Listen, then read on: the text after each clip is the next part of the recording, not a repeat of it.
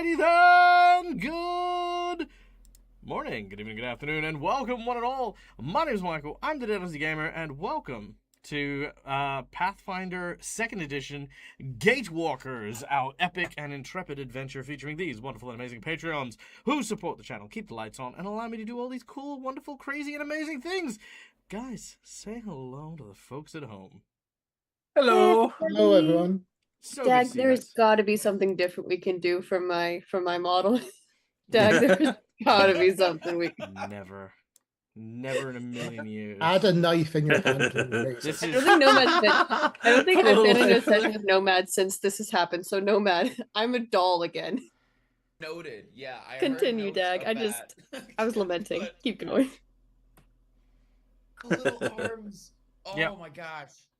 Yeah. This is amazing. Yeah. because you know, and the brilliant part is I can do whatever I want with this. So I can be like, you know, over here. Yeah. There we go. See? Diagonal. I've gone diagonal. With B03. Yay. So you can go visit places. There we go. Okay. Just leave me diagonal. Yeah. Whee! There we go. Okay. Okay. As you guys can say, we're definitely a We're professional. on a stream. tight ship. We're on a tight ship here. All right. Anyway, guys, welcome in. It's always good to have you guys and get to play some games. We send a lot of love to our friends who are over enjoying GaryCon at the moment. We hope you guys are having a wonderful and spectacular time, you lovely and amazing people. Which of course includes our dear friend Jen, who is over there presently. I hope they got to spend a lot of time with Cookie and all the other peeps that went and enjoyed the festivities. But for those of you who are here, we are ready to play a game, and to do that, we of course want to thank a few people before we kick off. We have our sponsors who keep the lights on and allow us to look as good as we do. We have Hero Forge for the wonderful tokens that you can see here, Sirenscape for the beautiful sound effects that you will hear throughout the course of the game, and Fantasy Grounds for our VTT of choice that connects all of my players from around the world with an amazing VTT that not only covers the rules and the myths and the frickin' dice rolling and stuff for us, but also lets me focus on what's truly important, that is the experience my players will have. Now, of course, we are no stream without a vehicle to take us through the adventure, and there is no better vehicle than, of course, the creative minds of the players that I have on my table, each of which having a interesting, vivid, and amazing character to throw into today's story. We have, of course, playing the role of Carl, a skeleton who is currently an inventor, a master of the mechanical arts, who is joining our group as a member of the Gatewalkers, who is trying to recover their memories that happened 8 months ago, and has uncovered the sinister plot of the one and only Edward Riddleson, and intends to have many questions answered by this nefarious foe. This wonderful character is played by our friend Nomad. G'day, Nomad. Sup? Sup? Hello. How you doing? Sup? Doing good. I'm doing pretty good. You're I'm gonna be also doing a little lot better quiet. once this kicks. You're a teeny bit Huh? on the quiet side. Has it been in the quiet side the whole call, and again you're just now after we go live? Yeah, of course. Yep. That's what he does. Yep. Okay. I mean, oh my god, you should see what happens if you end up like staying muted on a call. Oh god, can you hear me now? I can hear you now. You Okay, cool. Don't Throw worry, I it that figured it mic. out. We'll just leave this here. I think this'll Yeah. it'll- be yeah. fine. We run a tight ship. Yeah, we do. Next, of course, we have playing the role of B03, the angry mercenary dwarf barbarian whose entire clan of barbarian, not clan, but like, you know, a community of mercenaries and sellswords who were wiped out by the infamous hobgoblin Ostra, seeking vengeance as well as his memories as a gatewalker. We have the wonderful and amazing Schoolie. Hello. Hello. Then following suit, we have from beyond the stars, we have the infamous and dreaded hunter of all things extraterrestrial, Rongal the poacher, who is here in order to try and kill, maim, and claim the names of all his victims as he travels the stars, hoping to put together an entire community of people to decimate the wildlife, flora and fauna alike on a number of different worlds, unsuspecting and innocent as they may be. It cares not for Rongal the Dreaded, as this character is played by Bye, Neil. Hi, Neil. Hi. Did you like that intro? Was it a good one? I thought it was It pretty was a pretty good one, yeah. good. No, Rongol is apparently a boreal lover who is trying to create a guild of adventurers among the stars, and is helping our group out while he does so. So yeah, there you go. Yeah. We of course are not seeing Aelith today, but Aelith of course is our survivalist ranger who makes it so that our group like sort of stays alive and stuff. This elf who is trying to also gain their memories as well. Oh no, Cass, your streak broke. I think there's a way to regain your streak. I think I remember someone saying that. You need to watch the VOD before the next stream, though. Oh yeah, good luck with that. That's not happening. Okay, but yeah, oh sad. But that's okay, Cass. In my heart, you've been here the whole time. There you go. And then, last but not least, we have playing the role of the puppet turned person turned puppet, who is a summoner that summons a jack-in-the-box, or should I call him the jackass in a box?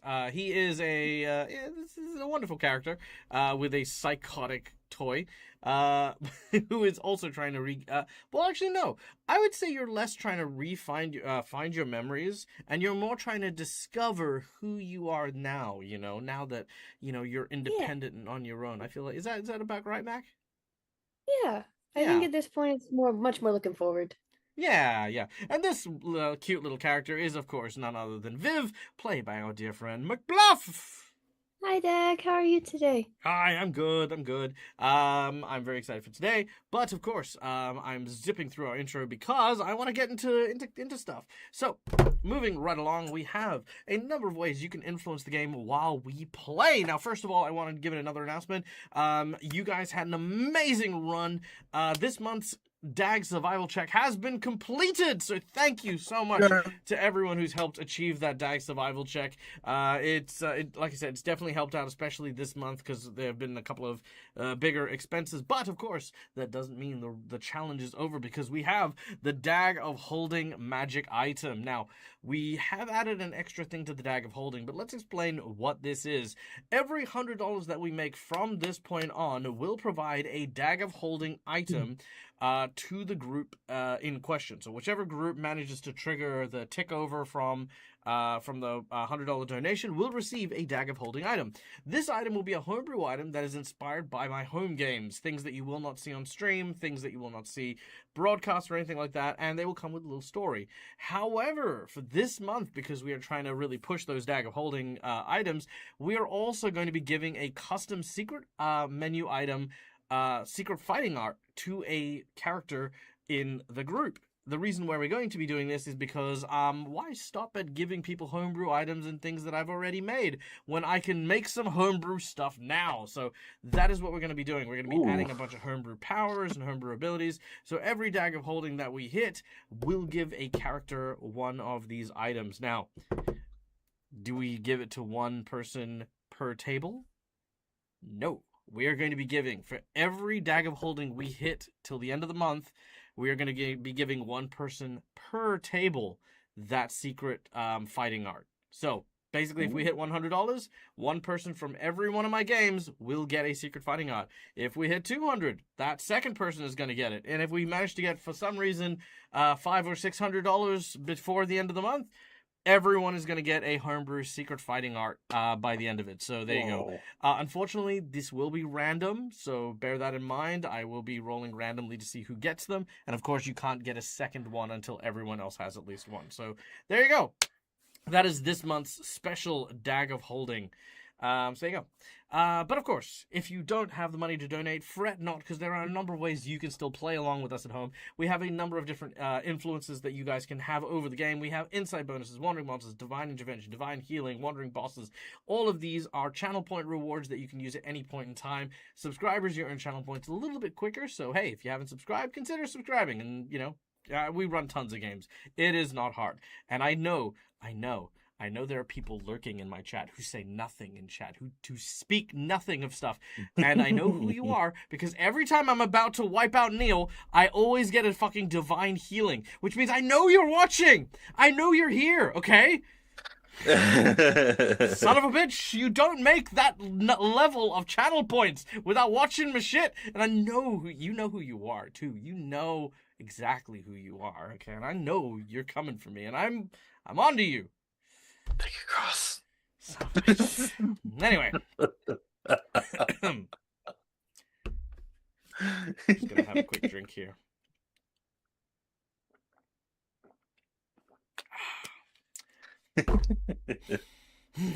Anyway, for those of you who have, there he is. Okay, when hero points are lost, grab your cross. That was perfect. Jesus. Exercise the death demons. Can we get that as a shirt? Can we get that as DAG merch? That, Dad? that thank definitely you, should shirt. be. That definitely should be. That should be on our shirt. When hero points are That's out, funny. I'll draw something be for ready it. to Yeah. grab your cross. Yeah. It's like those old keep calm and summon the queen or whatever. Yeah. No, fair. Anyway, for those of you who do have, of course, some means to be able to help Dag with, of course, his Dag of holding items and stuff like that, we have the monetary rewards right here for you guys. We have hero points and jinx points, which, of course, hero points are those red marks for my players, which stave off death, petition the DM for stuff that is in the rules and roll with advantage. Jinx points, where we can counteract hero points, make bad guys roll with advantage, or complicate things ever so slightly. For $10, I will draw from a deck of plot twists, which have a ton of narrative prompts, which I will then take, I will then use in order to influence the game. It keeps me on my toes as a creator and as an improv artist. So, hey, go nuts. And not enough improv with the narrative? Well, don't worry, the $10 reward can also be used, potentially, to get a roll on the roll and playbook, which comes with a ton of different random encounters and random events and stuff. So we'll find an appropriate thing and roll it immediately, so we can have just some randomness thrown in, if that is what you desire. For $20, you can give some of the coveted golden natural 20, because sometimes shit just needs to work, and a nat 20 is how you make it work. For $50, I will donate, you will donate. I can donate to myself, but it's kind of pointless. I'm just giving money to Bezos at that point. We have, of course, our Harrow draw, which, of course, is a random draw from a deck of fortune-telling cards. The fortune-telling card will give you a prophecy, and if my heroes manage to fulfill the prophecy, they will receive a secret fighting art, a boon, and a favor from the creature inside of the deck. This also applies if they decide to reject the story of whatever the card happens to be. And yeah, there's that.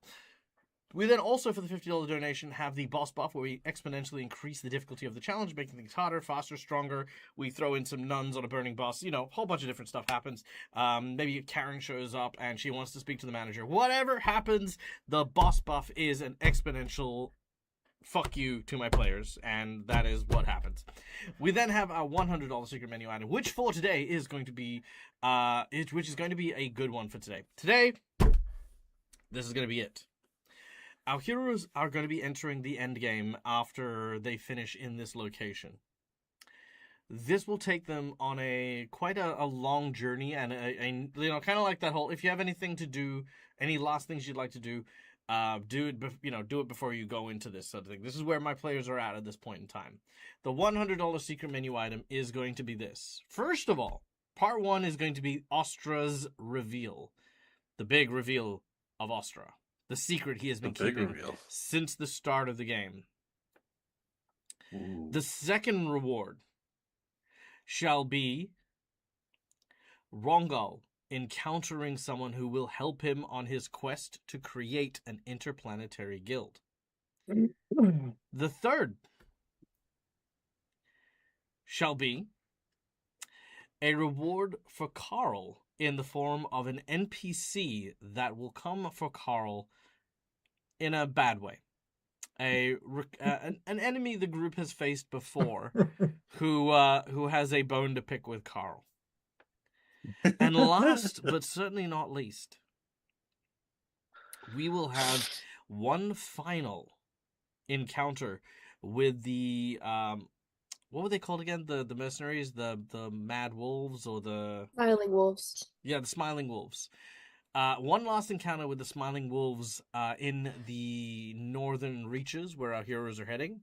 They will have one more encounter with the Smiling Wolves, and a last kind of encounter with Viv's original owner before we set out into the final thing. So what we're doing here is we are bow tying a bunch of different stories all at once for the $100 secret menu item. Now, I want to prefix this. These elements will still happen even without the donation. Like, they will happen, but slowly. And you know what? Time is what it is. We may miss one or two, for sure. But, $100 secret menu item, we'll guarantee it. It'll be the next thing, the immediate thing. I will break the story, the plot, and the pacing in order to force that to happen. And that is what the reward is for today. Okay. We good? Yeah. Fantastic. All right. I have a message from Nomad. Did Carl get some heals? Yeah, Carl got some heals. I got you some heals. Did you want more heals? We'll drink your fucking potion. Okay. Okay. Okay. Sorry, I also saw a message on our Discord chat. I'm dead. Please like and subscribe. So good. All right. To battle then. When last we left our heroes in the basement of Edward Rilson's estate, our heroes uncovered a series of mysteries that all led to one thing. Edward Riddleson was not the ally and benefactor they had once thought him to be. He had been gathering up Gatewalkers, nurturing their deviant powers and experimenting on them in his lab beneath his own mansion. It was, in fact, Edward Riddleson himself who is working with, if not involved directly with Osseo the Black Frost Whale, a large hologram of his visage in the trophy room that Riddleson kept, along with a large angry horned yeti, a small lost city, and a series of tampered with skulls, all of which seem to be missing their brains. Upon entering the large hidden vault described to you by one of the strange and bizarre creatures in this place, you found Edward Riddleson himself. B03 and Rongol swiftly acted, grabbing him and knocking him to the side, only to learn that it was not Riddleson himself, but in fact a faceless stalker, one of the guardians of this place who was using the disguise of Riddleson in order to throw off intruders. Well, the battle soon quickly began. Bolts were flying, spells were flying, punches and kicks. Unfortunately, in the commotion, the levers that were attached to a large storage vault were damaged, causing the vault to burst open and pouring forth a creature of unimaginable horror, burst free from its confines. This being, simply referred to as the Guest, now emerged rampaging through the chambers. The faceless stalker, as well as some of the other group members, made a quick bolt for the door. But the fake Edward Wilson quickly slammed the doors shut, slamming the creature in with B03 and Rongol. Well, sorry, B03 and Viv. Thanks to the quick acting of Aelith, who convinced the faceless stalker that the doors would not hold, and the only chance they have of survival is if this creature is killed by your team. The faceless stalker agreed. Before trying to instigate the purge, he would allow the heroes one opportunity to try and kill this creature, and allowed for Aelith and Rongol to return back and fight this creature head on. It is here, amidst the battle, that we now continue. Carl, awakening after having been knocked and cast aside by this creature during its initial explosion, opens his eye sockets and bears witness to the chaos that ensues. The large beast pounding on the door, the attacks happening from his allies as this creature turns just in time to slam his fists into the ground. The creature, not Carl, but yeah.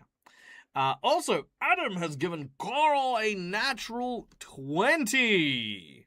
Ooh. Boom, Oh, all right. that's You good. are hanging on to your natty 20, baby.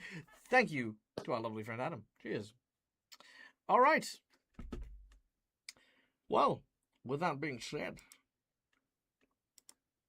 let us return to our adventure.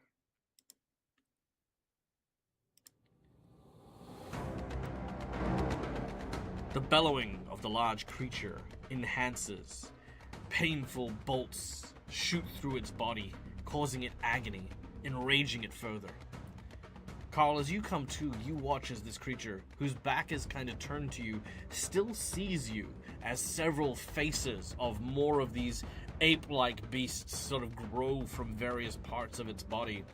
Teeth and horns and hands, all amalgamated into a variety of different places as this mountainous beast swings multiple arms in all directions. But in this one pointative moment of clarity, all the hands raise simultaneously and come crashing down around you. Now, Carl, because you have only just come to, you do have a quick reaction to have before this thing strikes. If you would like to do anything, you have one action. Now, to bear in the dimensions of the room against once more for you, you have in the center of the room the broken canister, you have the pillars all around you, the creature directly in front of you, and your allies on the other side of it. Carl, what do you want to do?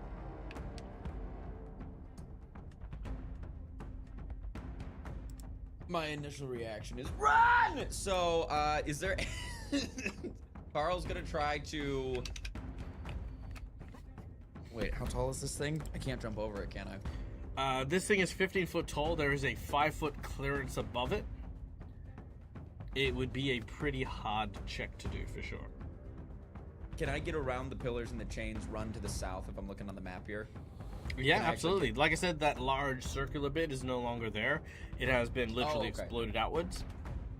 Perfect. I'm gonna try to just maneuver as far away as I can to get away from the guest, but try to reposition kind of like behind Rongol and Viv, like get as far as I can with that. I know that's too far for one move, so just as far as I can go.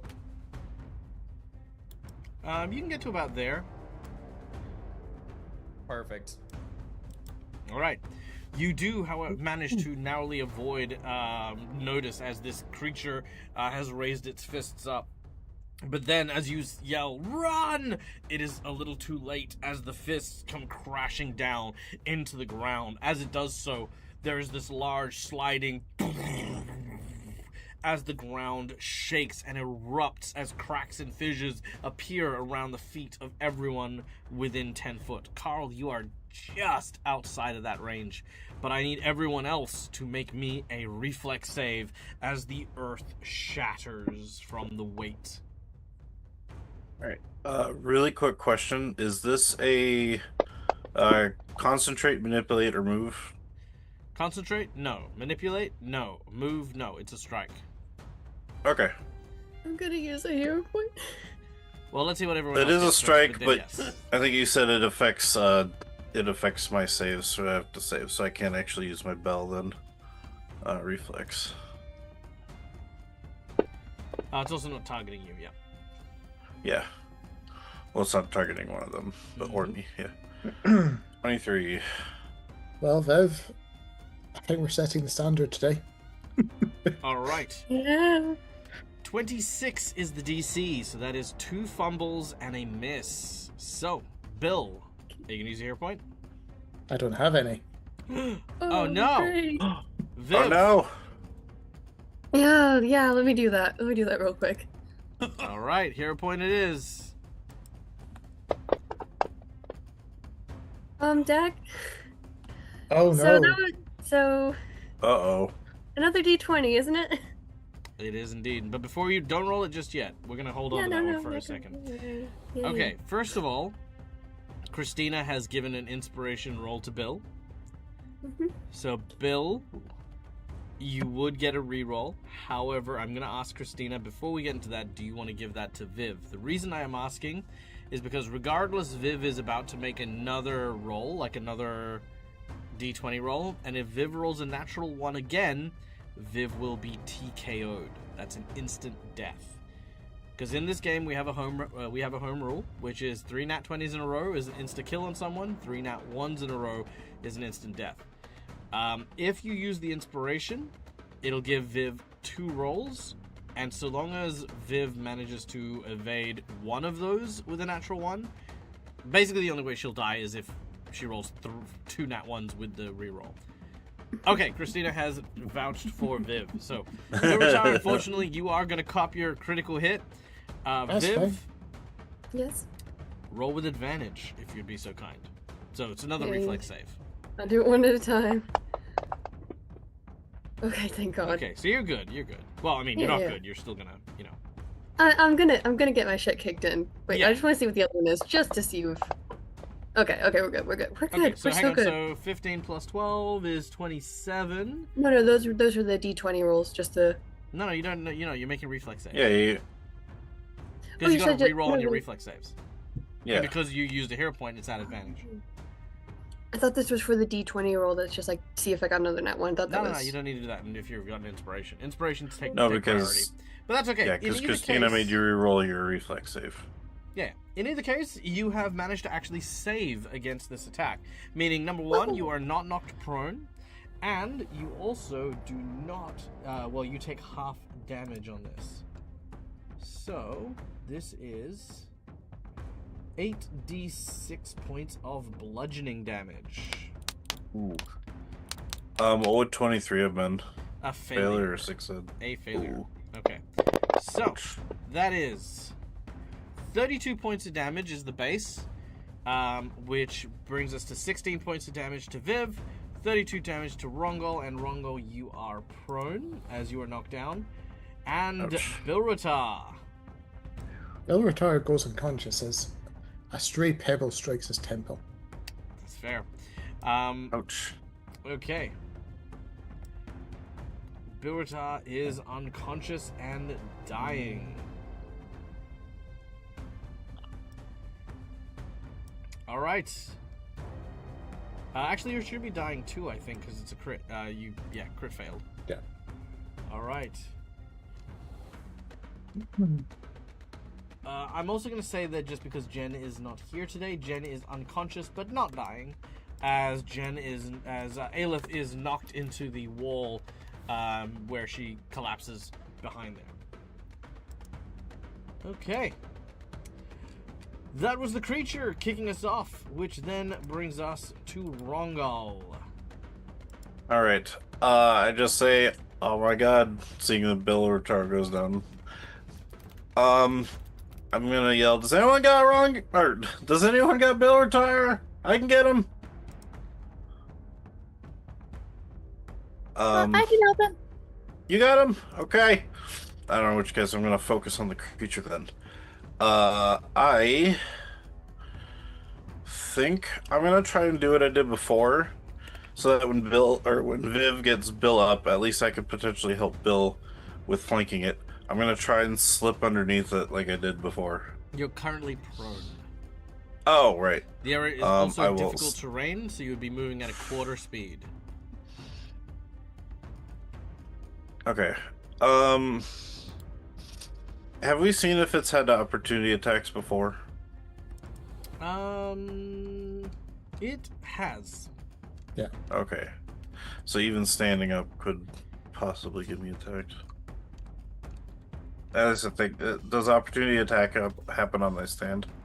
Like if I get up from prone? Yes. Okay, in which case I will, for now, I will crawl away at That will also a provoke- 5 foot. Oh, you can't guarded step while prone. Oh, I can't 5 foot guard a step. Oh, damn it.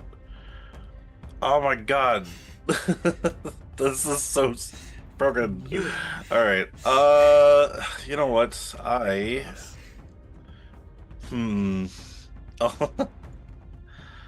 Oh my god, what can I do?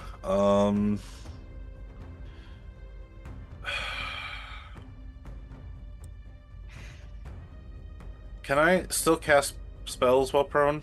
Mm-hmm. Okay, in which case, I think the only thing I can really do right now with, is... I totally forgot, that was a 1E thing, right? The, guarded casting? No, you Or can is that a guarded thing? cast in second edition. Okay, I'm pretty I sure wish to it's, guard... Yeah, I'm pretty sure it's a thing. Hold on. Okay. Don't think it is. Oh, let me check. 'Cause, yeah, I figured I could get probably opportunity attacked on casting a spell in range in melee. Yeah, you can. You make a concentration check with a DC 15 plus double the spell level. Okay. In which case I'm going to one action interact to pull out a magic scroll of dehydrate and cast it on this thing with my last 2 actions. Okay. Be very well. guarded. Okay. Concentrate. Dehydrate, did you say? Yeah. It's a level 1 spell. So your DC is 17. So make a concentration check. I don't think there's a button for that in this, like there was in 1E. Let's see. Um. Concentration check.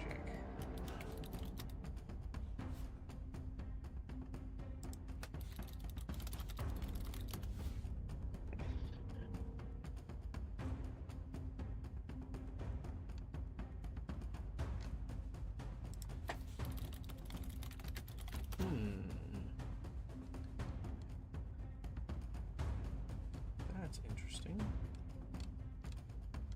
I think you might be right. There might not be a defensive casting. No. What does it say in here? Okay. Casting a spell. Yada yada yada. There's ways to maintain concentration if you get hit with an attack of opportunity, so you don't lose the spell. Ah. If you've got steady spell casting, that requires you having steady spell casting. Yeah. Okay. Okay. Cool. So yeah, you will. So yeah, it'll hit you, and then you need to make a check to keep your spell. Otherwise, you lose it. No. If it crits, it knocks off the spell. If it doesn't crit, your spell still goes through. Okay. I guess can I just make 2 attacks on it then with my, since I'm next to it, and try to get at its Sure. ankles no problem with my chakram? Yeah. Yeah. Okay. You're lying on the ground. You're trying to slice its ankles. What do I take any minus for prone? It'll already count it because I give you. Oh, a it does? condition. Okay. Got it. Yup. And then Viv, you're up next. Ooh. Okay, All right, yeah. So first attack will hit. hit. Yeah. 15. Ooh. All right, very nice. Oh, sorry. That should have done an extra 5 because of my exploit vulnerability on it. Very well. And then the second hit. Another 18. Oh, that's a miss though. Mhm. Dang. Okay. All right. And that'll be it for me. Done and done as Rongol flops around on the ground like a fish, slapping. Yeah, trying to cut him. That I use is splash. that is that. Viv, you're up. Except it's called slash instead of splash. Okay, let's see. I am within 5 feet of Bill at the moment, aren't I? You are. Okay. Would I be okay to, with one of my actions, feed him a healing potion? It will provoke an attack of opportunity, but you may take that risk. But yes, you can do that. Okay, quick idea. Can I try to link my Eidolon to the guest? Yes, you can. That would be is it a will save from the guest? Yes, it is a 1-action will save, so I'll make that save for him as you try to connect and establish a link. He gets a 27 against your class DC. 27. My class DC is 23, so he's okay. Okay, he is not linked. Okay. I guess I might just have to take the fucking hit. I'm gonna get okay. They will do the heroic thing and we'll take the hit if needed, but we'll try to feed Bill a healing potion. All right. What hit? I didn't say he hit you. No, sorry. Just the potential hit. Yeah, no, there's no hit. It doesn't come because you're a toy.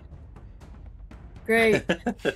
He doesn't Listen, perceive man. you. He doesn't perceive you as literally anything other than a small, tiny ragdoll.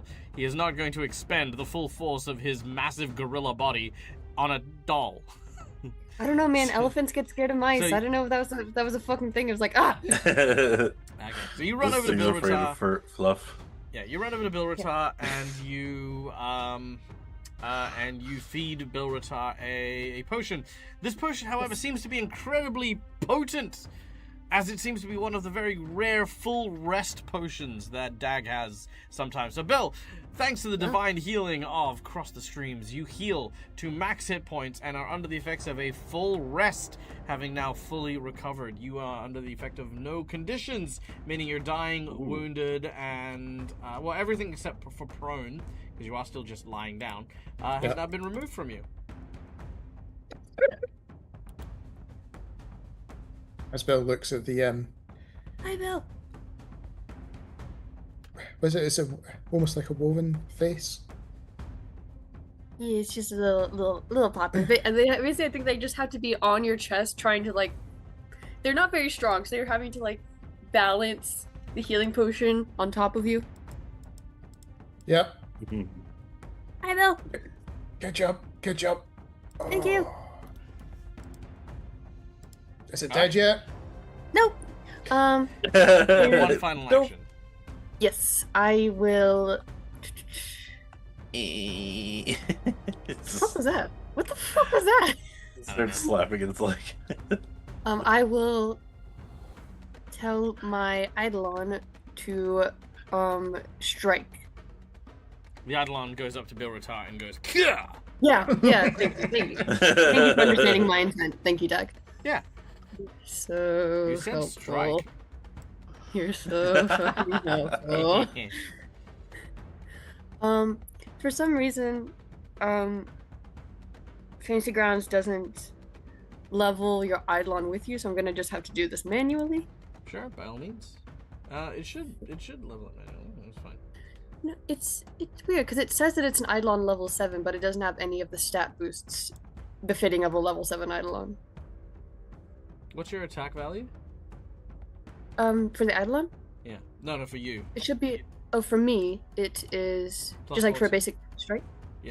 Basic strike. Plus 14? I think so. Yeah, it's got plus 14 as well. Looks like it's adding everything up. No, it doesn't say that on mine. It says it has a +2. Mine is plus 14. See? Let me come see. Let me come see. Huh. Yeah, looks fine. Maybe try dragging and dropping it on your end. See if it says what it... Yeah, try dragging and dropping it on your end. See what happens. Okay. Give it a go. So the Eidolon will da-dunk, jump over, pull out an umbrella. The umbrella pulls out a knife, and then just...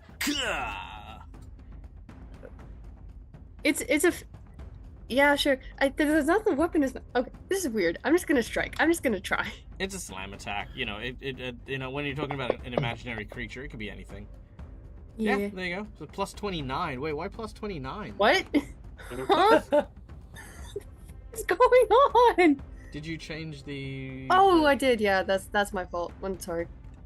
This guy Yeah. freaking straight up cheating on me. Well, it does say a +15 in the thing, so This is what? +15 is the modifier that's been You put in added manually. 15? I did. Whenever I was gonna do it manually, I forgot to get rid of it. Anyway. It's fine. Sorry. So let me see what the AC is. The AC is... It would be a 28. 48, not a 43. So, what'd you get? 15 minus. So that's 28. That'll hit. Yay! A regular hit. Yeah. So just So- hit norm, Yeah, you want... Yeah. Viv. On the bottom, hit norm before you roll the attack. Gotcha. Okay. Normal. And then... Okay. Only that Yeah, they have this is the a normal dagger. button. I don't know where it got a dagger from, but it has a dagger now. It's in the That umbrella. was We just went the- over this. No, she said he has a dagger like item. It was the Neil. serial killer's dagger. Neil. I know. Oh, You know, it's crazy that the explanation that I just gave seemed to be suitable enough. Didn't need a second one, but thank you. I appreciate it. Okay, the dagger stabs into the guest. It takes 6 points of damage as bits of it begin to slaw off. Again, it writhes and calls out in pain.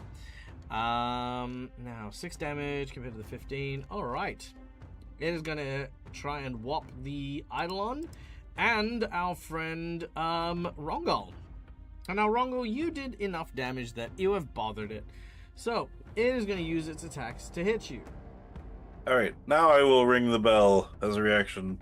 It doesn't have to hit you first, or you can just ring it. Nope, Whatever? it just says, trigger, the target of your exploit makes a strike or cast that would affect you or one of your allies. And because it's making an attack, it needs to make DC 23 will save. 30. 30? Okay. Then yeah, it doesn't happen. All right. It clobbers you. Got it. Ah! Little leap! Wait, what? What? Did anyone else see Wait, I that haven't- 20 just turn to an 8? Also, why Yeah, is it it not happened, adding- happened on me with the 2. It was hovering between the 2 figures. I was like on. It was cocked. But Yeah, also, okay. your claw didn't do the plus 17 either. That's weird. Hold on. Let me try that again. Is that gonna add 17? Yeah. Okay. It's not adding 17. Okay. Weird. Okay. I'm gonna do it one more. I'm gonna do one more roll on you. Because apparently I have to do this one manually. Okay. 20 is a miss, unfortunately, but that's okay because he's gonna try and hit you again.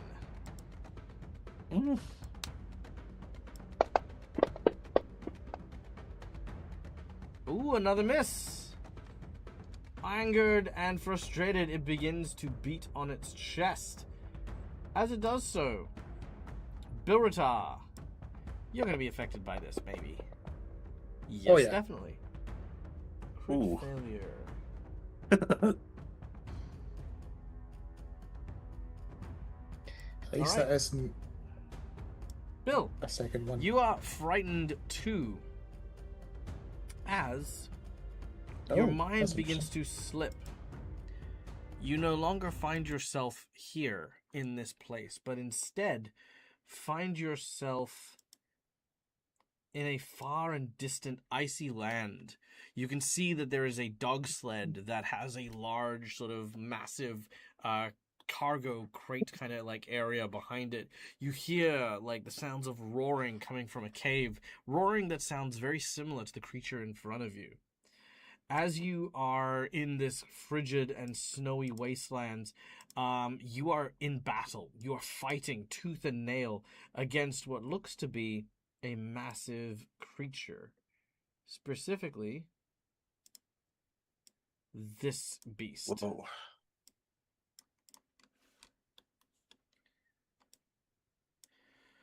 You are surrounded by people you can't quite see through the fog, and in the heat of battle, you call out to someone, "Quick, throw it here!"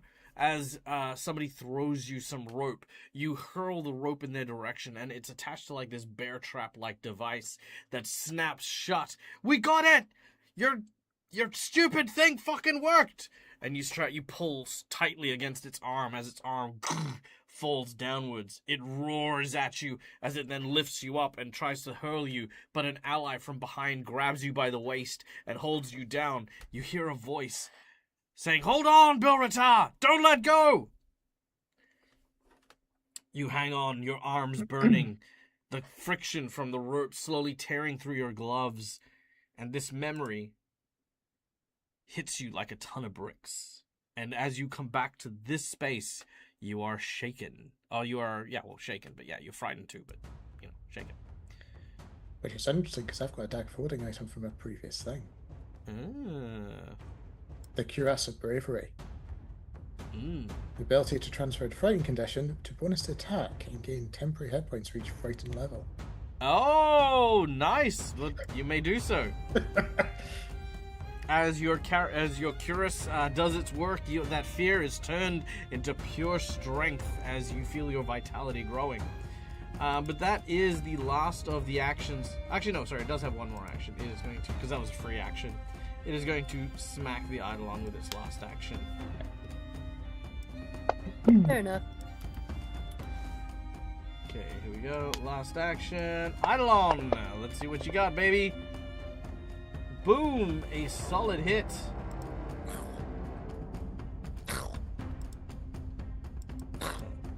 It's not going to... It's not going to let me roll it. Okay, fine, whatever. 2d6 plus 10 slashing. Ouch. Plus 1d6 cold. Any resistance to any of that? I do not believe so, no. Alright, the Eidolon cops 22 points of damage. Okay, we've got that. Alright, done it. Who's making that noise? It's Viv. Oh, okay. Alright, Bilratar, you're up next. Okay, so with the Cuirass, imagine almost glowing as it converts the frightened energy, and Viv currently sitting on his chest. Bill uses the influx of his refined fighting sense on how to restrain this thing to effectively roll, hugging Viv so that Viv gets put behind him, automatically just so Viv's off his chest Okay, so as he stands up. So yep, you're standing up, which will provoke. Yep. Now, does this thing remove the frightened condition? You're curious? It just says converts the bonus into a bonus to attack instead of a penalty. Okay, cool. So I'm just gonna put that as. There we go. Easy. Yep. Okay. Carry on. Oh, you said it was going to provoke? Oh right, yeah. I knew that. All right, so 17. All right. Bilratar, it swings for a 29, dealing a total of 25 points of damage as another fist backhands you.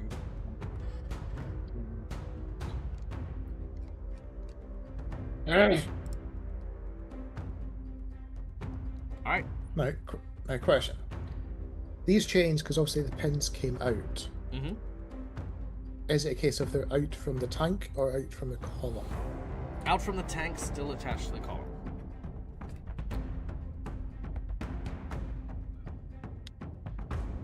I don't have a hero point to try and do that.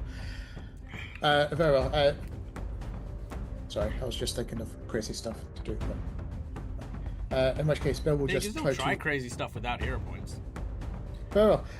Bill's idea was to try to pick up the chain and try to effectively lasso it around one of this thing's arms to restrain it and hold it in place, such that other people could potentially get further away. Sure. That was my crazy idea.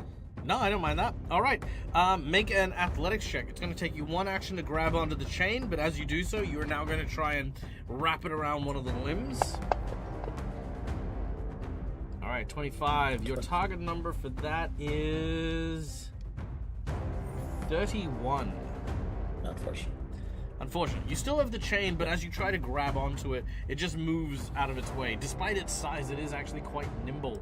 So, getting up from prone, grabbing the chain, and trying to grapple it. That is Bilratar's turn, I'm afraid. As we then go to Carl. I still have Vax's dead body, right? I mean, yeah. Okay, how long does it take for me to consume the bones and heal? Technically, if you have battle medicine, just a round, but if you don't, it would take you about 10 minutes. How would I check? I can check for you. That's okay. Let's have a quick look here. Skills, feats, and abilities. We did.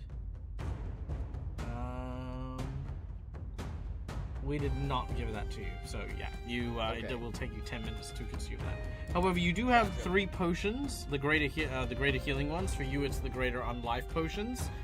So they'll heal you for quite a bit. I think it's like 68 plus 20. Yep, something like that. Oh, okay, gotcha. Well, in that case, yeah. everybody on the map, that's their accurate positioning right now. Yep. Carl is going to try to use his little Spider-Man ropes, one from each arm, and send them forward to grab Bill and the little ragdoll and pull everybody back, basically making Rongol the wall of defense. For everybody. You got this. Just pulling everybody back to get away. Sure. From Does anyone have any... is anyone resisting? Viv or Bilratar? No? No. Okay. That motion will be fine. It'll take you 2 actions. And because they're both kind of in the same square, I will allow you to kind of whip them and then just sort of pull them both in that direction. So you feel these ropes sort of wrap around you and then anchor to you as they reel in with the sound of like a gear that's sort of like doing the tether like as it pulls you towards Carl. Because it is forced movement, there's no attack of opportunity. Yeah. Cool. Quick question. Nice. Does anybody know what this thing is or if it has any weaknesses? No weaknesses. It appears to be falling apart. We're trying to ease its suffering. Oh yeah, that does remind me. I needed to knock that off. Oh wow. Okay, never mind.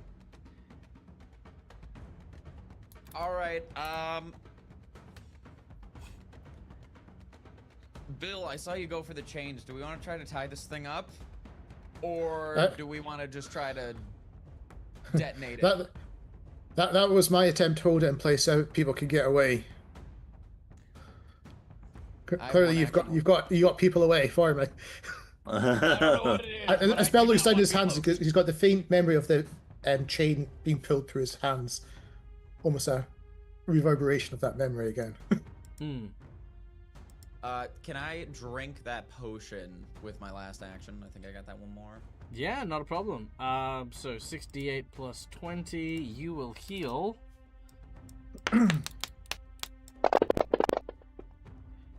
43 hit Ooh. points. Which is... There you go. Done. Thank you. Okay, not bad. You're looking pretty good. Alright, with Carl's all 3 actions being done, Rongol, we now go to you. Okay, so I would like to, while laying on the ground, because I definitely got to stand up at some point. I know I'm gonna get hit upon or attacked upon standing, so I would like to, while I'm on the ground, pull out as an interact to use one of those greater healing potions I have and heal and drink Okay. that. That is an interact action, which is going to provoke. It's fine. Okay. Does the provoke happen before or after the heal? It happens before. Okay. Go ahead. Yes. Hasn't it already used its reaction on Bill? It does. It has. It has used its reaction. It has 4 of them. Huh? Yeah. One for each head. Oh, that's yeah. Ah! Okay. That is a 33 damage. What is your AC? 26 right now. Fair. 25 normally, it's 26 because I have it exploited. I have armored. Oh, yeah. What's it called? Esoteric Warden. Gives me plus 1 AC to my That living target. is 22 points of damage to Rongol. Oof. Okay, so All right. You get clobbered. No, I by was the at- fist. I was at 45 wounds. Oh, sorry. My apologies. So that'd be Yeah. 67 wounds. I went the wrong way. There we go. All right, and then I get the healing off as I get punched. Ugh. As I try to drink it, All right. Go for it. and I heal. There it is.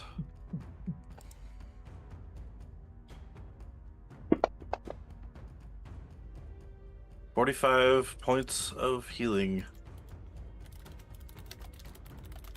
for my first action.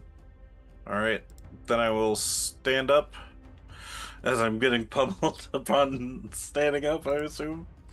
Or can you not use them in the same? Okay. No, as long as it's not the same type of thing. So one was Got a it. manipulate. This one is a This one's a Movement? movement. Yeah. Okay. Gotcha. All right. So if I were to drink another potion, it wouldn't be able to do it if for Correct. that. All right. Oh, that's kind of cool. Though. So that is 20 points of Ah. damage. That helped me get up, though. That's fine. All right. So you've drunk a potion, stood up. You've got one more action. Splash! All right, give it a go.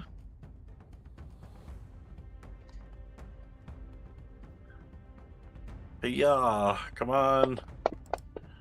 Oh, no. That is a critical miss. I would like to hero point if I could. Sorry, 1 second. Yes, you may. Let's throw that hero point at the creature. Yeah. Ah, it's Still just a regular miss. Okay, Viv, you're up next. The beast is not looking good. No, it's not. Being punched so many times this second. That was like, oh. Okay.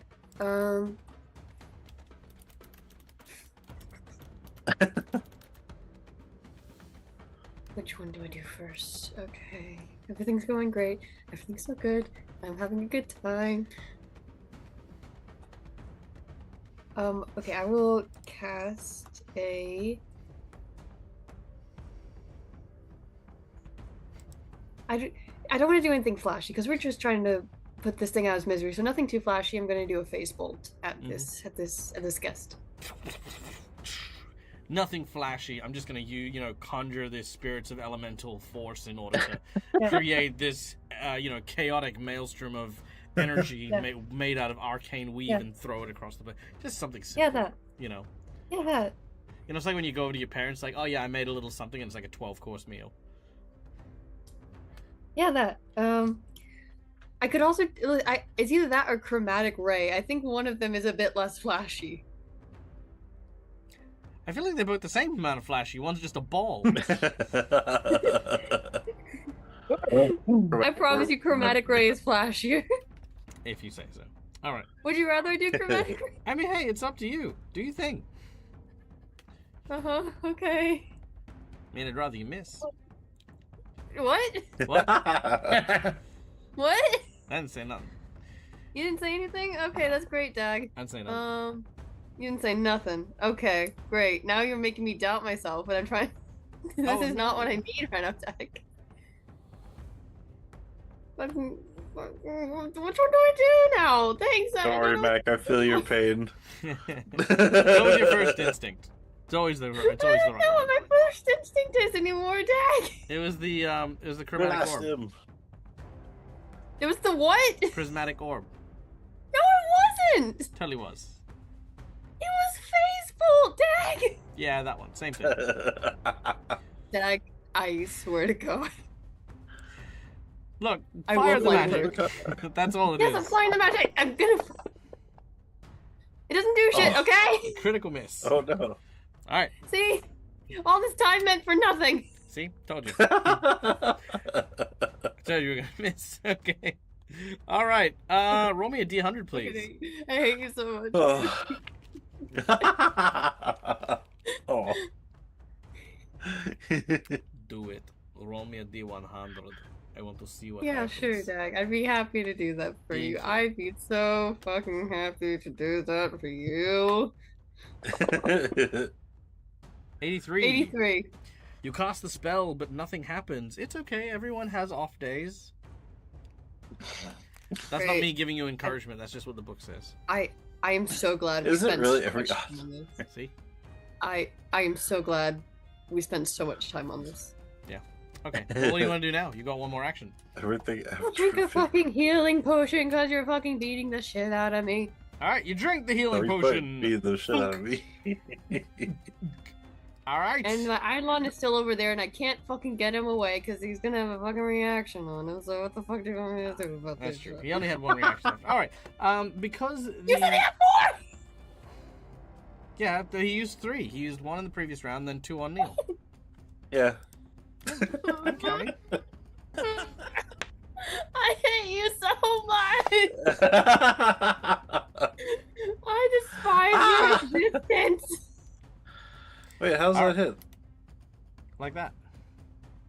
I should have a 26 AC, and I'm no longer prone. Oh, right, because you're no longer prone. That's why. I will remove it. Alright, you're no longer prone. Yay. There you go. Okay. First attack doesn't make it. Second attack. Oh. That's the healing that Viv's doing. Okay, I was like, whoa. Ooh, that is gonna hit. Ah, yeah, that one will hit. Okay. Rongal, this hits. Does 22 points of damage. Supposed to, yeah. Have Alright. 12 each. With its final action, it is going to land one more hit. Hopefully. It might not. Who knows? Alright. It will not. Alright. Oh, thank you. It will start to fall apart even more, but as it does so, it now also gains the sickened condition. It now will also potentially trigger Rongal's memory. Oh, Rongal gets a critical success. Rongal, Ooh. you have a memory of the same battle in the Winterlands. A large group of individuals. You hear a name. The name is Aina Murin. Your name, as you are walking through the snow, you refer to yourself as Rongal Aina Murin. Ainamuuren.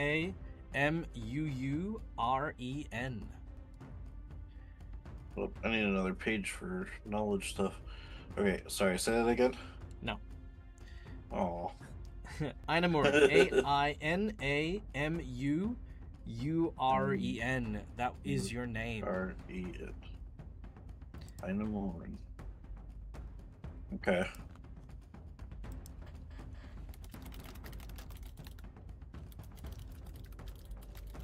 I just kind of say that out loud almost.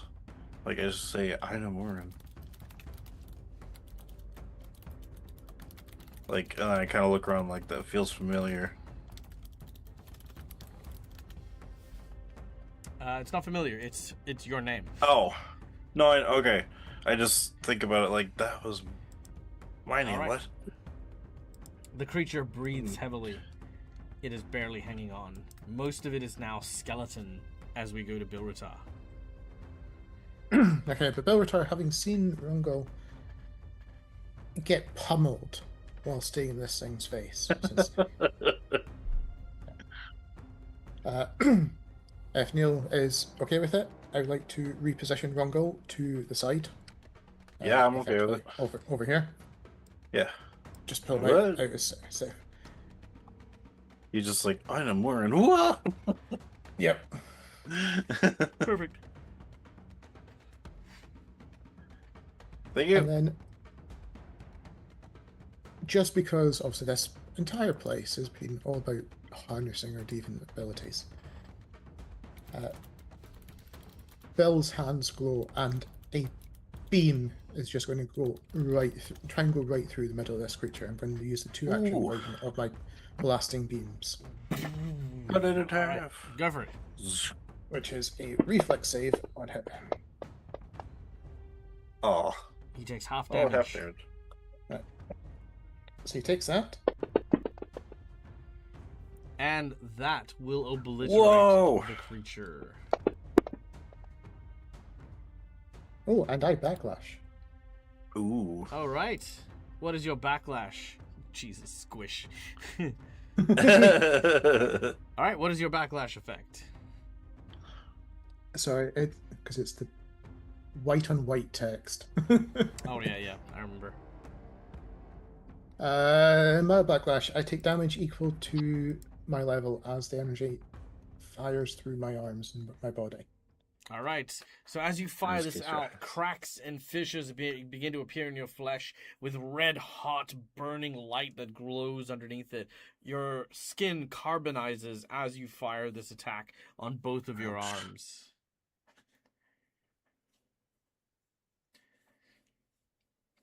And Carl, this is the first time I think you've seen a deviant power being activated.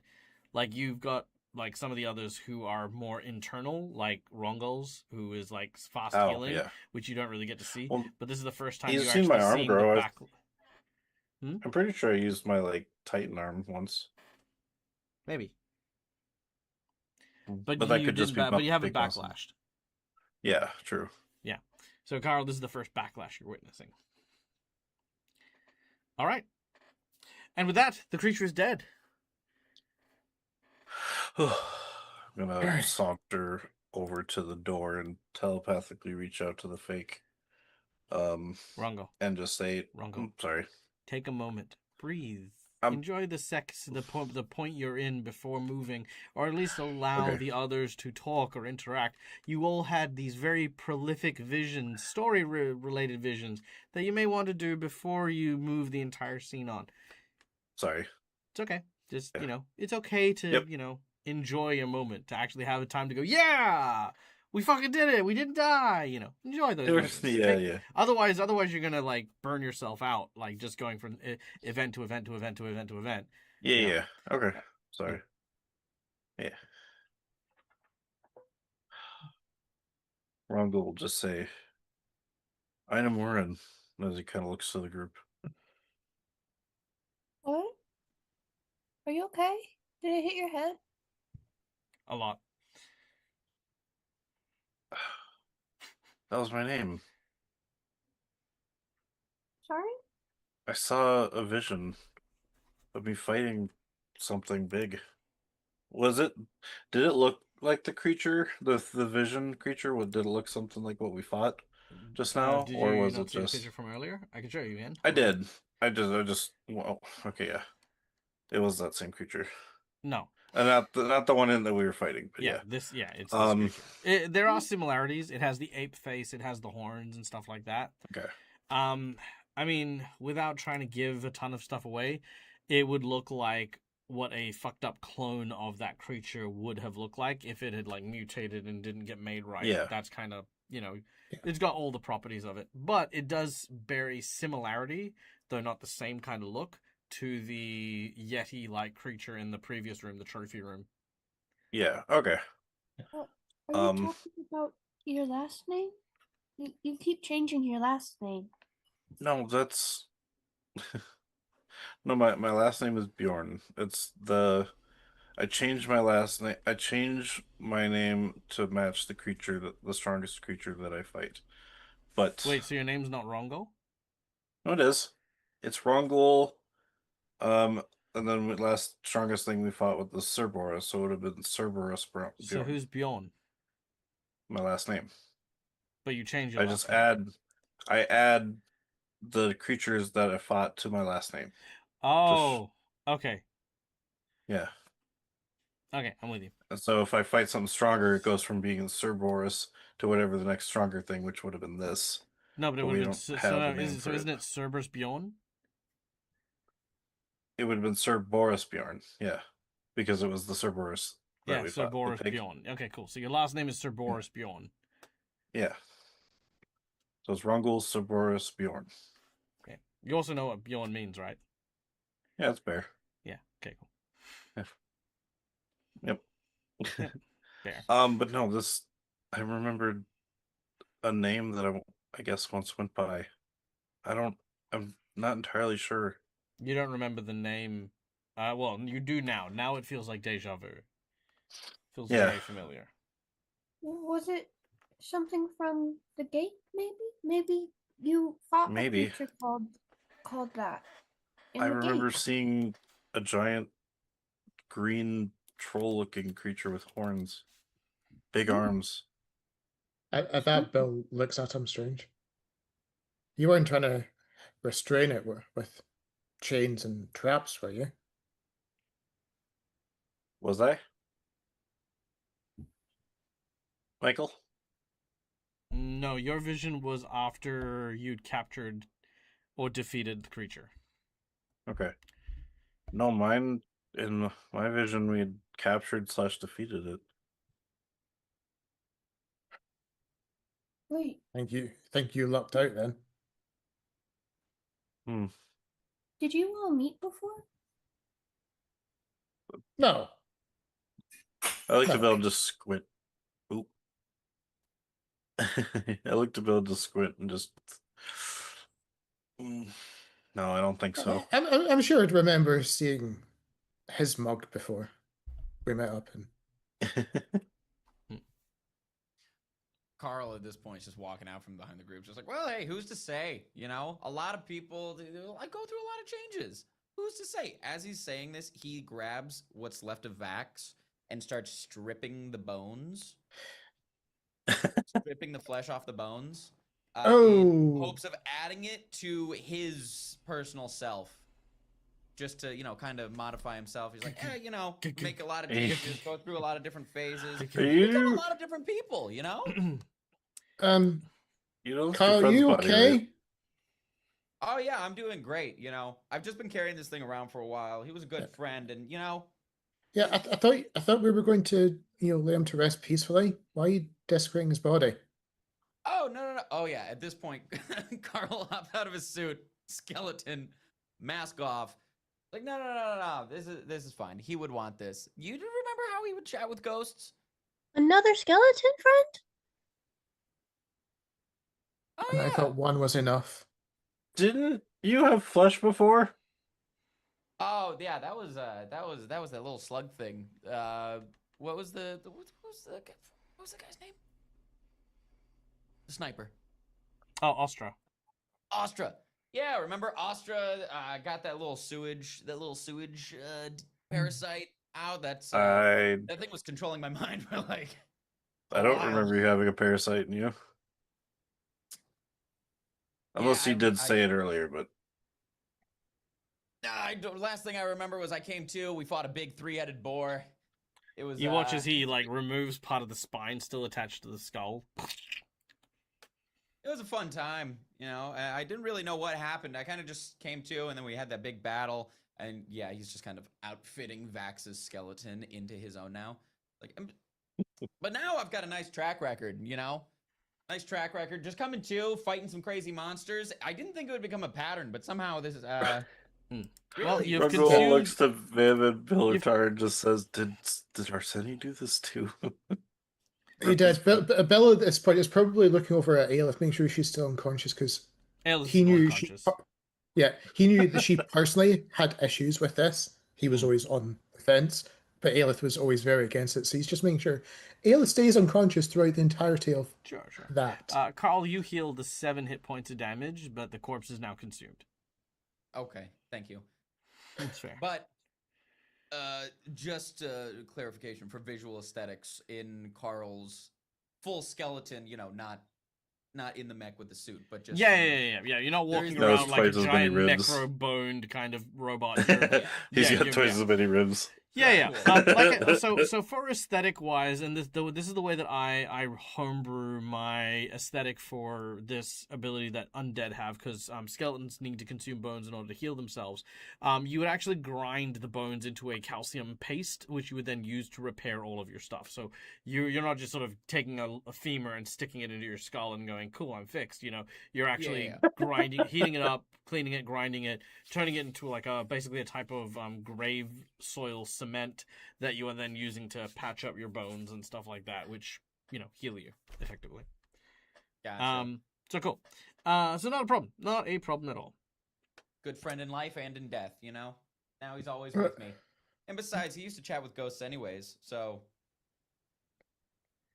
not too much has changed. Now he's just chatting as a ghost. Just talking in the back of his head. It's either him or one of the voices in my head, but hard to tell. Oh. I just hope your other friends are not going to object when they see you again. Yeah, it's probably fine. They don't need to know. Puts his helmet back on. Just. I feel like I'm an accessory to something. Dad? Mm-hmm. Osseo, the title that we have for Osseo is the Black Frost Whale. Do we have any other titles for Osseo at the moment? Nope. Okay. That fucking whale is, floating around here and there. Yep. Okay. So we know Osseo's big, bad whale, but they also did something weird with time and space when they sent us all to different stories. So maybe we were seeing what we're going to see in the future.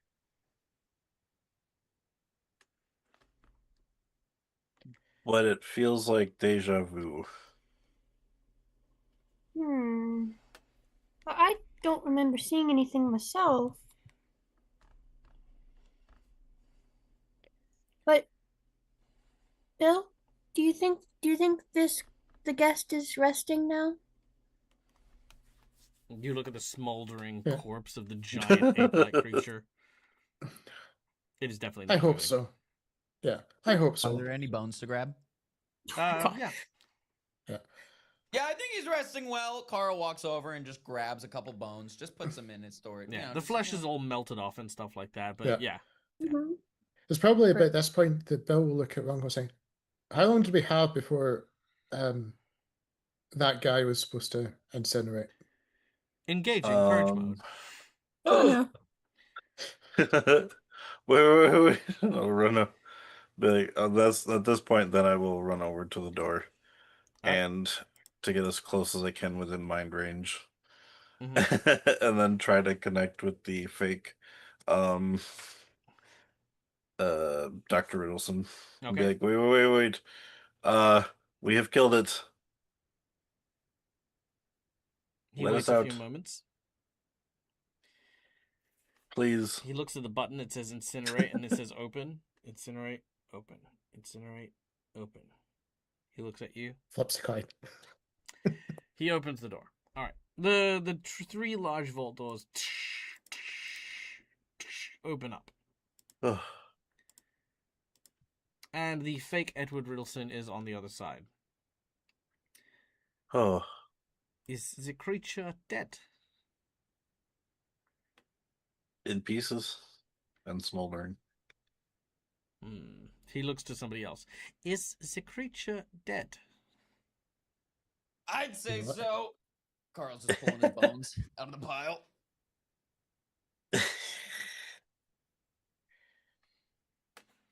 Not moving, not hostile, and no longer twitching. I'd say that classifies as dead. Well, that is quite fortuitous. Had the creature gotten out, much of the Riddleson estate may have been left into ruin, and who knows what other horrors it may have unleashed on this world. Despite your ignorant prambling about, you have managed to at least serve some useful purpose. For that is the only reason I have allowed you to leave that chamber alive. Perhaps through your bumbling, you may perhaps continue to do things of use. Quick question: what was and this is to the fake Riddleson. What kind of creatures were in that thing? They were a specific type of creature, one that comes from the far north. I doubt you would have ever heard of these things. They are called the...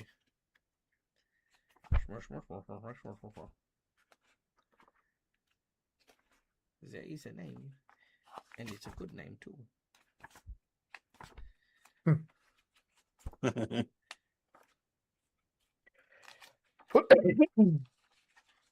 Bless you.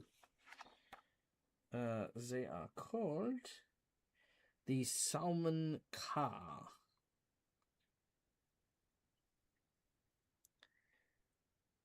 Hey, thank you so much, Lazy Ember, for the inspiration. Who would you like to inspire among our team? Take your pick, and their next roll will be at an advantage. Yes. The Summoned Car, an ancient race of large Yeti-like creatures. They have long since been considered extinct, save for particular specimens. We made efforts in order to try and recreate these creatures, but to no avail. This failed experiment was illuminating, but ultimately unsuccessful. Rongo, you also have inspiration from our chat thanks to Lazy Ember's efforts.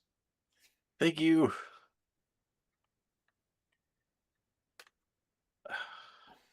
All right. Do you know of a creature that is... It looked somewhat like this, but not entirely the same. Very much green, hairy, 4 horns on its head, giant arms. 9. Kind I of looks have like a troll. 9. I have Okay. never heard of such a creature. Only these ones. And if you wish to know what the summoned car looked like, there is a taxidermied sample in the trophy room you can observe. But as I said We did see before, that, yes. I am not privy to the doctor's research or any of the plans that are undergoing. My job was to simply waylay any intruders and ensure their demise.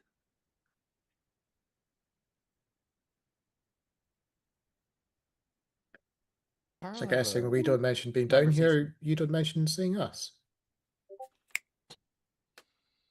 Thank you for not Right. killing us. You are very welcome, tiny thing.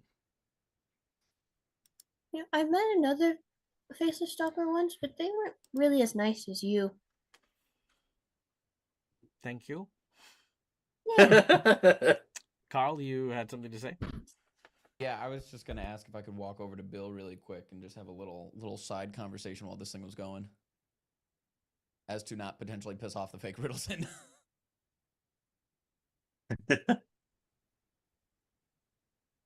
I've got no objection if that's what's being allowed in the scene.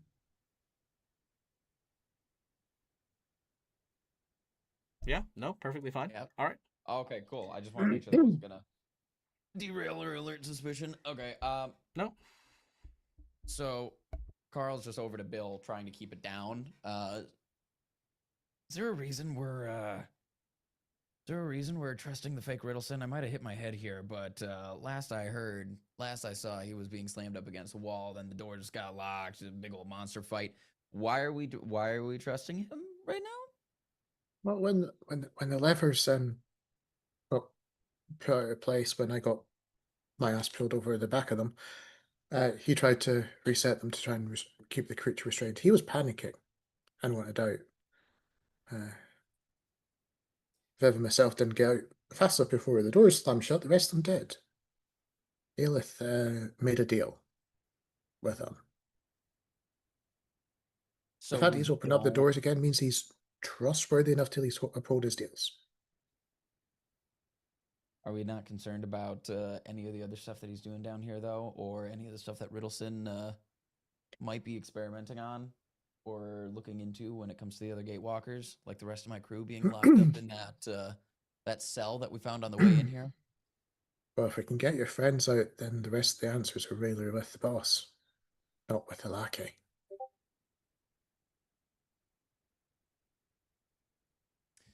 All right, fair enough. I'll follow your lead on this one, but I'm ready if things go south. Put it this way. Would you want to die as the security guard just because your boss was crap? Depends how much crap I've done for the boss. Yeah, you kind of get the vibe that's kind of what this guy's all about. He's not here for more than, like, you know, a very, very rude... Like, he's here to die, basically. People think Riddleson's dead if he dies, you know. And he doesn't want to die, but, you know, it's his job. All things considered, you know, as far as the experiments that are happening down here, once you free your allies, there's no people down here that he's experimenting on. You know what I mean? Like, the project is at a standstill while he's not here. So, with that being said, what do you want to do? Do you want to leave this guy down here, or are you going to try and do battle? I mean, he could probably seek better employment at this point.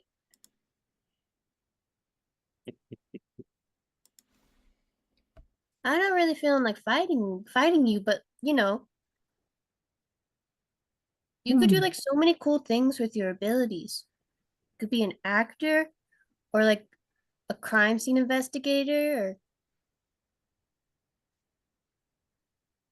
or I was supposed to say ventriloquist, but Perhaps one day I will consider what I could possibly use my talents for, but, it's not all about, who I was born to be.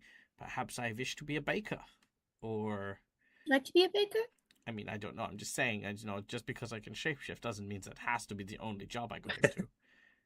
That's fair. Well, if you do end up wanting to be a baker, I hope to visit your baker at some point. I give him a button. Very well. My tea is ready, however, and I must go and attend to it. I must away. Goodbye. He goes off and, attends to his tea. Meanwhile, Yeah. moving swiftly along here, because we have a little bit of time, Yeah. so we can get through some more chunky bits. Yeah. Our heroes make their way out of the Riddleson estate, heading through the prison to go and pick up their Carl's allies. They have come to and will tell you pretty much the same thing, that the staff had basically drugged them and dragged them down here. They weren't mistreated, but they were fed this strange elixir of mushroom soup that was what kind of knocked them out. They had visions in their mind of the ram-skulled cultist person throughout. And their mind just kept probing. They kept seeing these visions of this large spire in the middle of the snow, and hearing sounds of a great beast, though they did not know where it came from. As you make your way back up, you first encounter the demon that you had held captive. It is very dead. Exorcised by holy water and staked with silver spikes. Just basically he's been pinned down, tortured, and burnt alive with holy water. As you go into the upper building, you notice that the waitstaff is all dead. The twins, which were the maids, were actually the demons, so they're gone. The main guy, the main butler, has been shot, and his body lies crumpled upon the staircase. damn. Vev can be on audio for a second. She's asking in Discord if she can at least take one of the Ramskull masks as we head up. Oh, yeah, sure, I've got no problem with that. Sure. As you heading up, I mean, like I said, there are a variety of different Ramskull masks. So what I'm going to say is you can take them all. It's not going to hurt, to have them. But yep, they're all hand wooden carved, very very intricate, and all done by the same artist. You're not sure who that artist may be, but they have them. And yeah, it's basically a clear shot straight out. As you do so, the fog surrounding the estate seems to lift, and Ostra has, as he has promised, left you a trail to follow towards the Lich Gate. Yeah. As you head there and arrive out the front of what looks to be a very impressive looking building. Let me just get our characters on the board here. Just to make sure before we go, because I know this came up a while ago. Before we head out, because we know we're potentially heading out and potentially quite far away, can we make sure we get enough food provisions, water and things like that before we head out on a long trek? Especially if this Would you like to trust any food or water gathered from a place notarized for people poisoning their guests? That's a fair point. Okay. Also, I am going to give you guys a little bit of healing from medicine checks, and don't worry, I'm just going to give you guys this one. So 29. I also still had the book that I had grabbed during the fight. I'm wondering if I could maybe just pull Carl aside for a sec. Sure. Okay. I just kind of go up to Carl and be like, Carl, I managed to grab this during the fight. B03 thought that might help us defeat the creature, but there wasn't any time to find anything. I just kind of opened to a random page. There was nothing, but I think you might better off from having this. Maybe it'll help you with some inventions or whatnot. Ooh. Yeah, maybe you can find something. I'm not sure what would be in here, but um, I'll take I'm it. gonna I'll take give a it look. to him. And I will give him. I just called it the Riddleson's research notes or research book. I don't know what it's actually called. Just Riddleson's notes is fine. Okay, Riddleson's notes, research notes, and I'll throw them in the party sheet then for you to grab. Yeah. If you'd like to know, I've actually got his notes actually here. There you go. Ooh. It's a lot of lore and a lot of reading and stuff like that. Yeah, just lots and lots and lots of stuff. Something to read over a campfire scene potentially. Yeah. We'll read over it in the campfire scene and stuff like that. I'll make a note of that. But yeah. Okay. As you arrive at what looks to be a series of collapsed towers with overgrown foliage, subtly marks what looks to be the transition from the woodlands to what appears to be a very elven ruin. This was likely a long-lost outpost here in Ustalav for the elves. In this place, you believe the Aedara may have hidden somewhere within these ruins and been used to evacuate the elves from Galarian all those many years ago. Such Aedaras are the ones our heroes traveled through before their missing moments. However, something has changed. Despite much of the area being overgrown, the entranceway has been cleared of debris, as if someone had passed through here recently, clearing out all of the passages and allowing ingress into the ruins. As you begin to make your way forward, you hear sounds being spoken, like a conversation, very heated argument.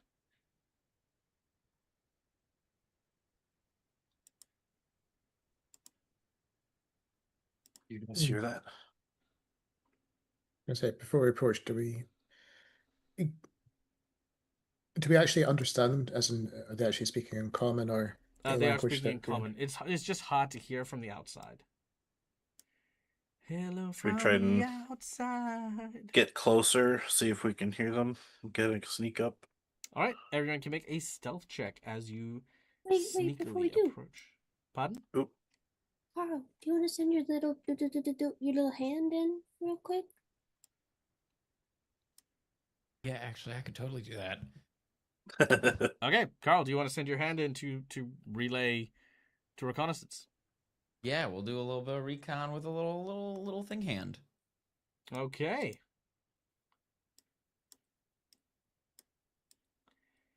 Make a stealth My check.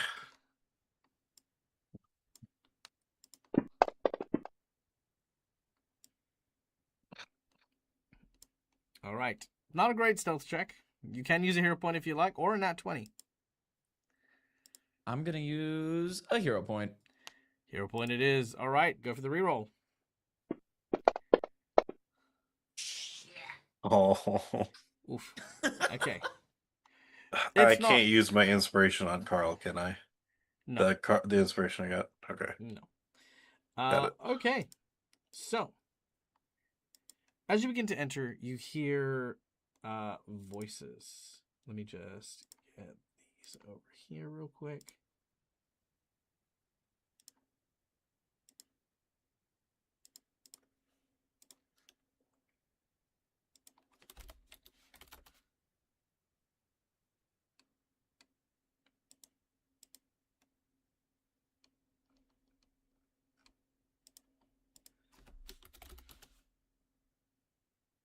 Okay, there we go.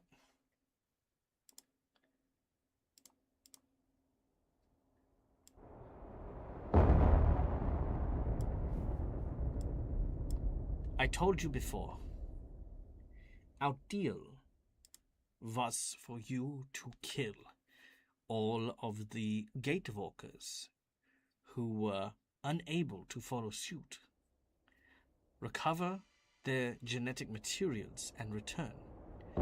You weren't supposed to gallivant around with them. That was before I knew That was before I understood what you took from me. I did not take anything from you, you colossal ignoramus. I gave you purpose, and now you know, you understand better than anyone, that we are in this together and have been from the start. No. I wouldn't have ever. I couldn't. There is no way I would have done that. But you did, didn't you? Without a moment's hesitation. Simply because you understood what it was we were trying to achieve here, how important our mission was. You made sure that the others could not interfere.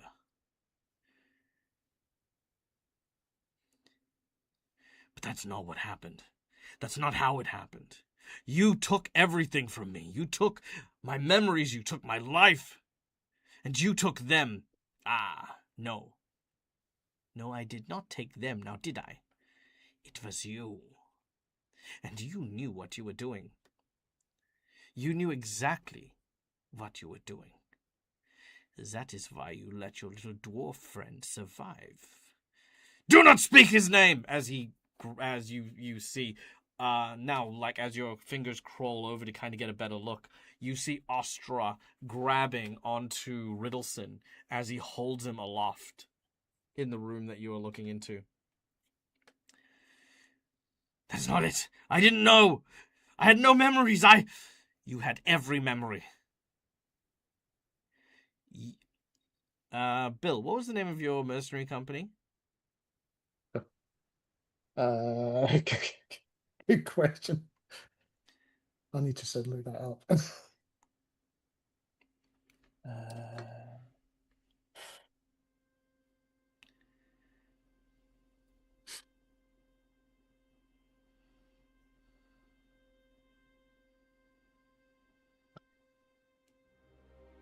Sorry. No, that's okay. I should have written it down as well. I did not. But that's okay. If you want, we can make one up. Yeah, I think just make one up because I can't find it quickly. All right. Let's call them the... Oh, actually, I have a name generator. Hold on. Yeah. Here we go. Organization names. Here we go. Okay, roll me a D12.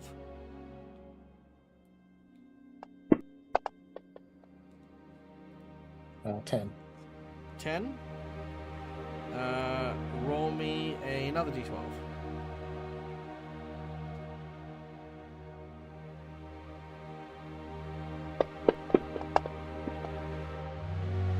And a 7. 7. All right. You were known as the Golden Centurion. That was the name of your Golden Centurion. He says, "Of course you knew what you were doing. You were, after all, the leader of the Golden Centurion. It is why you single-handedly were able to destroy their entire organization. None of them were going to ever attack their beloved captain. Keep talking. I don't need a gun to ventilate your skull." And lo and behold, when Bilritar also had no memory other than the evil hobgoblin that destroyed his home, well, it was a simple matter. You only had to kill him. And the others that accompanied him, and even this simple task you couldn't complete. I'm not your puppet anymore, Riddleson. Do you think he will ever forgive you? Regardless of if you had your mind and your faculties, you still killed them all. And when that time comes, that debt will get paid. But not before I wring every ounce of debt from you first. And at this point, a creature seems to make a noise, drawing attention to Carl's hand. this distracts Ostra for a moment, and as that happens, all of a sudden, the creature lunges and sticks a needle into Ostra's neck. His body begins to convulse. You watch as Riddleson sort of laughs, and as he does, his face begins to melt off, replacing himself with one of the doppelgangers, the shapeshifters. Another Riddleson appears, and another, all seeming to sort of laugh. It seems as though we have guests. But I want to be sure that they bear witness to your end. And you watch as he throws Ostra to his knees, looks over at the device, and yells, "Well, what are you waiting for? You have already seen fit to invite yourself. Why not come on in?" Can the robot hand run and jump at the one that's grabbing Ostra, just like latch right onto his face? It is a bit of a stretch, and there are a bunch of these guys here.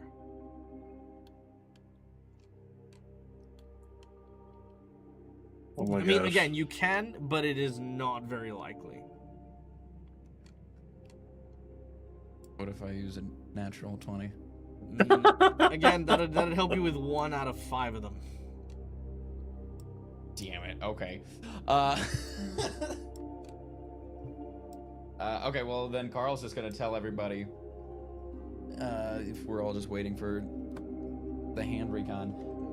Guys, Ostra's on the ground. There's like 5 Riddleson clones in there, and I'm pretty sure they all know we're here. So just for my own mentality, only Carl heard all the surveillance, correct? Yeah. Cool. So when you look at Bill, he's almost got that partly evil smirk on his face when you said that Ostra is on the ground.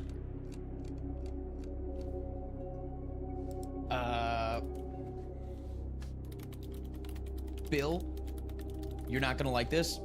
I don't think we have a lot of time, so I can't explain it. We need to save Ostra.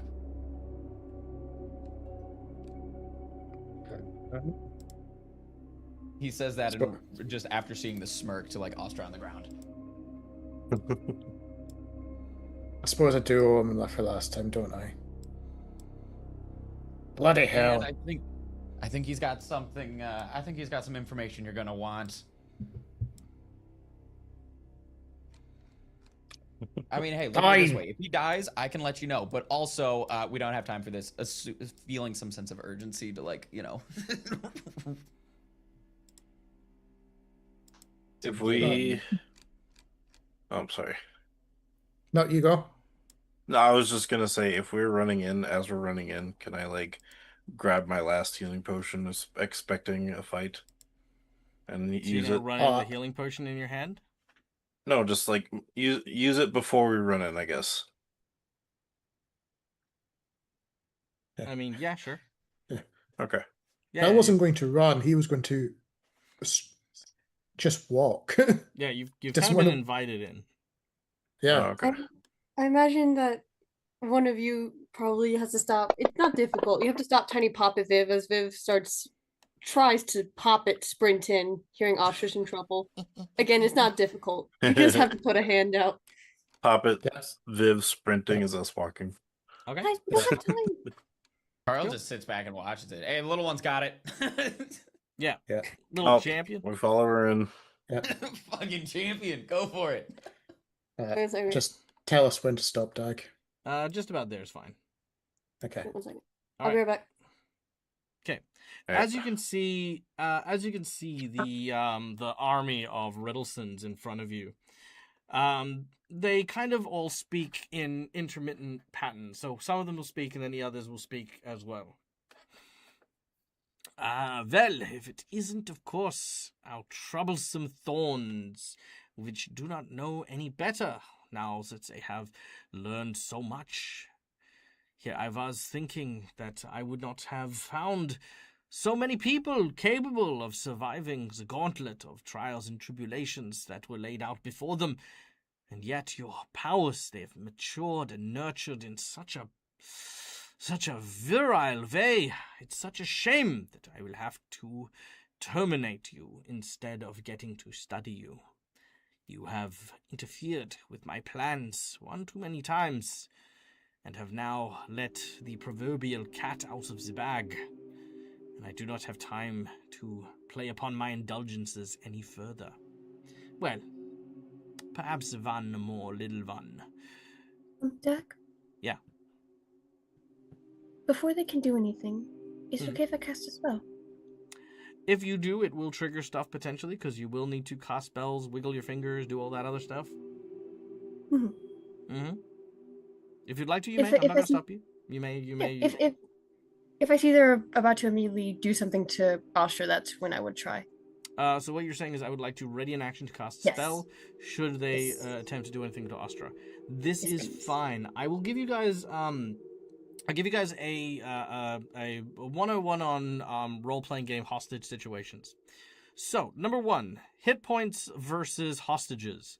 Hostages in my world always are under a potentially dire situation. For example, there is no point me, let's say, taking Bilrata hostage, putting a knife to his throat and saying, surrender or I'll kill your friend, because if Bilrata's got 400 hit points and a dagger does a d4 damage, that will never happen. Now, the way to circumvent that is that in certain situations where one person can get a clean shot on a vital organ, not through a sneak attack, but through a cinematic attack, this is a fatal injury. Now, by this it means you will need regeneration or resurrection or some sort of form of true healing in order to prevent death. Things like slicing your carotid artery or whatever, that is the only way to stop it, okay? So healing will not help with those sorts of things. The way that hostages work is there is a ready action prepared. Should the group or anyone take any hostile actions, the trigger goes off and the hostage is killed. Or, their throat's cut and stuff needs to happen, blah, blah, blah, blah, blah. Okay? That is the state Astra finds himself in. There is a strange-looking green, gooey, orby thing. I can't describe it better, but that is what it is. Ooh. That is now attached to Astra. Okay? Cool. Are we Mhm. okay to talk? Yeah, I'm just describing stuff more to you. This is the thing that is Just during the currently... scene to know if that was Yeah. This is the thing that that is currently holding Astra hostage. So it is the one that has the ready action. So if you want to ready an action, you need to tell me what spell it is you're going to cast and what the parameters of your ready action to go off are. Okay. Before I do, is he conscious? Is Astra conscious? He seems paralyzed. He Okay. seems very conscious, but unable to move or react. Just because I thought it would be narratively satisfying to use the spell on both Bilrotar and Astra, it would be the friend fetch spell, which is forced movement, to drag them to us. Okay. Very well. So if something happens to Astra, you are going to use the friend fetch spell. So that will work. However, it will only happen after something happens to Astra. Because you need the trigger to activate your power. Would it be possible to trigger something like they're moving towards Astra at all? They're already over him. He's there. You know what I mean? He's already attached. He's surrounded. Yeah. Yeah. Yeah. It's just because the spell Unfortunately, he was a hostage before you even entered the scene, so you can't preemptive. You can't counter them basically. Yeah. It's just because the spell requires willing, so I don't imagine it would work after that. Oh, yeah. I mean, again, you've set the parameters. We know what they are. So if someone makes a move against Astra, that's when your move will trigger. Yes. Okay. So back to the scene. He has basically said, yada yada yada, evil villain, evil villain, evil villain,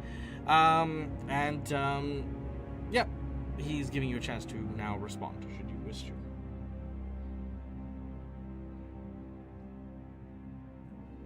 There you go. Does Bill have anything to say first? Astra? Obviously, chat, and I know a lot more. From Bill's point of view, he still doesn't care, remember? Because he still views Astra as the person that destroyed the mercenary group. Mm-hmm. It's the, oh, I need to save his life. Bill knows that if he charges, his life is over. Mm-hmm. So Bill's patiently waiting because he wants an unleash to raise fury on Okay. effectively everyone here. So he's just waiting. Why are you all a part of this? What does this have to do with any of you? Us? We are those who are fortunate, blessed by Osseo, given a place at the table for when the new world is created, with the great black frost scouring the earth. The chosen will be the ones in command of Osseo's lands. I will be able to pursue my academic research unabated, unheld back by the scruples of the morality of the kingdoms in which I dwell. Instead, I will be able to truly embrace creative freedom. Doug. Yes. Sorry, I think I misunderstood. One of these is actually Riddleson. I thought these were all faceless stalkers. Mm. Okay, sorry. I just didn't know if I had misunderstood. They what you all said. look like Riddleson. Sorry. And I they're was all talking in intermittently. This is one of the benefits of having shape-shifting bodyguards. Is sorry, maybe he's here, maybe he's not. Maybe he's one of them, maybe he's not. I don't know. I was just trying to ask if I misunderstood. No, you got it. Yep, you nailed it. Were you the one wearing the ram mask all this time? Yes. I had to keep an eye on my projects. Watching your powers develop and grow has been most illuminating. I learned much from you and your comrades. You were all very informative samples. You've hurt so many people. Our friends have died. One of them we'll never get to see again. Well, You know what happened to Elink. Oh, the one that stayed in the realm of the fairies in order to become the new... What was that creature's name? The little shadow beastie thing. Carpet sweep mode. No, it's something. Come on, if you're so smart, you can definitely remember this. Oh, that was a challenge. Sorry, no, I don't have room in my brain for things I don't care about. You're not a great scientist then, are you? Oh no, my feelings. Whatever shall I do? And Oh, yes, above that's the right. table, it was Cam Meepo. I know what I'll do. I will continue my work. I will forge a new future, one where all of my wildest dreams come true, and I will skin whatever felted face you seem to have, pry into that plushy head of yours to see if there's even a brain for me to be able to... He licks his lips, or all of them lick their lips simultaneously. Acquire new powers. It is You know here, Osseo won't care about you. It is here you realize what Riddleson has been doing with the deviant powers. He's been letting you level up and enhance them. Then he has been cutting open people's skulls and eating them. In doing so, he is now accruing all the deviant powers of the people he has experimented on and consumed. Does he have tattoos all over the place?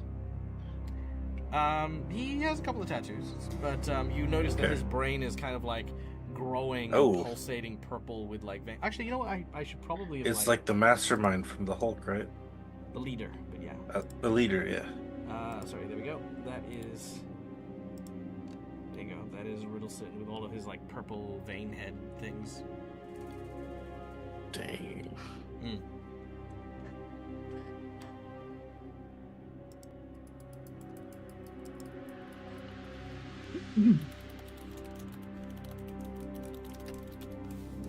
Alright. He says, "But I grow tired of this. I would offer you some form of hospitality, but I fear that your inclinations aren't for me to succeed in my task, so I am going to continue on my way, and if you wish to stop me, by all means you can, but I'm going to instruct these lovely creatures to stay here and keep you company. And if you decide to follow me, well..." And at this point, the creature injects a needle into the back of Ostra's head. At this point, your ability goes off, and you use Friend Fetch. He teleports over to you. Edward starts to sort of smirk, and he says, "Well, that's convenient. I will leave him with you." And at this point, Ostra takes his sniper rifle off his back, aims at one of you, and begins to fight. Ooh. And that is where we're going to end today's session. We will have a sort of semi-cinematic thing where at the start of this, Edward and one of the clones is going to start leaving. So you've got only the 4 remaining clones and stuff, plus Ostra to deal with while you are here. But that is where we're going to leave today's session. Lots of lore, lots of history, lots of things. We're fighting Rilson clones. I know that Bill Ritter obviously didn't hear that that little bit in pieces, but Schooly Eye, what do you think about learning some stuff? I know you've hinted at it a few times, because there was even the moment when we had a previous campfire scene and Bill was just basically softening the rations and water and adding salt, and then you had Aelith go over and see in fact that Ostra was doing the exact same thing, saying it was the whole thing. So I had a feeling it was going to be a thing. Yeah. Personally. Yeah, it's been seeded for a little while, like the idea that Ostra actually was... So Ostra's never actually truly hated Bill Ritter or been against Bill Ritter. He's actually been, in his own way, trying to like protect Bill Ritter from the secret of getting his memories back and knowing that, well, it was still Ostra who killed everyone, but it was when Ostra, like you, had all of his memories taken from him, didn't know who the mercenaries were, killed everyone except you, and that was when Riddleson had instructed to throw you through the Aodara, and that's when you lost your memories, including your memories of who Ostra was. So, yeah. Because we made it very clear early on that the mercenary group was not a band of dwarves, it was a mixed race mercenary group, so... Yep, absolutely. So, yeah, dramas, and the only person who knows this is Carl! But I mean, it is. I'm so tempted to have a moment where, like, on the deathbed, Ostra's like to Carl, like, "Don't tell him," and then he dies. That'd be so cool. It is interesting to know that Ostra's been with evil Riddleson this whole time. Kind of. It's like, you could technically say he's effectively been a double agent for us as well. Yeah. I've got some ideas, but I didn't want to cut off the monologue or the lore drop, so I was like, "Oh, you know I what? was about to say he's doing the evil guy monologue. He's doing the evil guy monologue." I will say this: the evil guy monologue does not leverage advantages in my games, and I tell people this all the time. You may as well just enjoy the evil bad guy monologue, because even if you jump into combat, all we're gonna do is say, "Cool, that's the end of the monologue. Roll initiative," which won't change, Yeah, and you potentially lose information. Yeah, you just potentially lose information. Yeah, the good thing about evil guy monologues is that you basically get to learn a ton of like the stuff. Yeah. But guys, thank you so much for listening. Thank you so much for watching. I hope you had a great fucking time. This was a lot of fun. My name's Michael. I'm the Devil's Gamer. This is my place. This is my face. You can find it here a number of times during the week. We will be back in like 8-ish hours for our Starfinder game, which of course is no place like home. Our group is currently dealing with a like this crazed fungus plant jungle type thing, and a marooned android that they're trying to rescue. So it's kind of cute, you know, like the android in the group and the android on that's marooned. They're kind of like, you know, sort of sparks are flying, you know, pun intended. You know, it's cute. I like it. So yeah, come and tune in for that one. But in the meantime, however, for those of you who will not be able to join us tomorrow, stay safe, stay wonderful, be kind enough to each other, because why the fuck not? It's free. And until we meet again, game hard or die trying. Peace out.